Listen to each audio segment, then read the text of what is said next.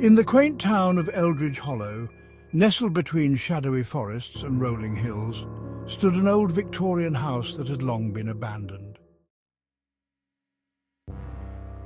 The townsfolk whispered tales of its eerie past, warning anyone who dared to venture too close.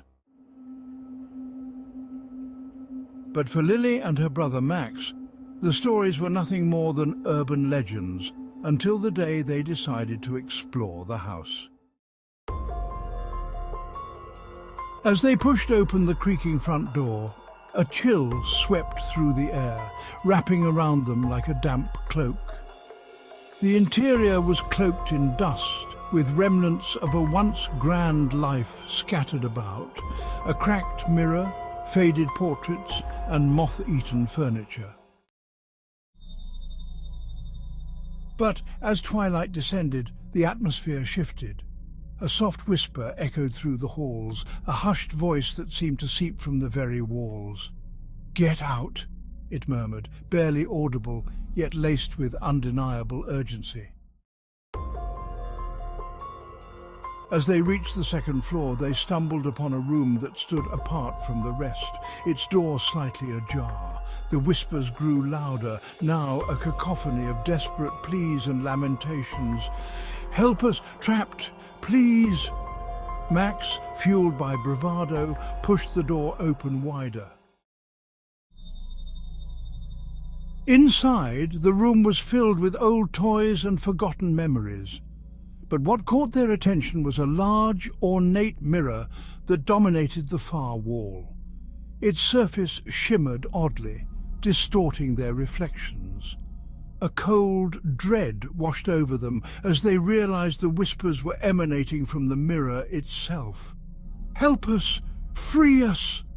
the voices pleaded, sending shivers down their spines.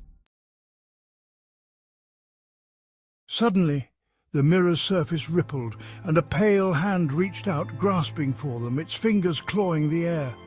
Lily screamed and they stumbled back, knocking over a dusty doll. The sound echoed like a gunshot, and the whispers turned to wails, resonating off the walls as the room darkened. Shadows morphed into twisted figures, each face a mask of sorrow and torment, their hollow eyes pleading for release. Panicking, the siblings turned to flee, but the house seemed to shift around them, the hallway elongating and twisting, trapping them within its sinister embrace.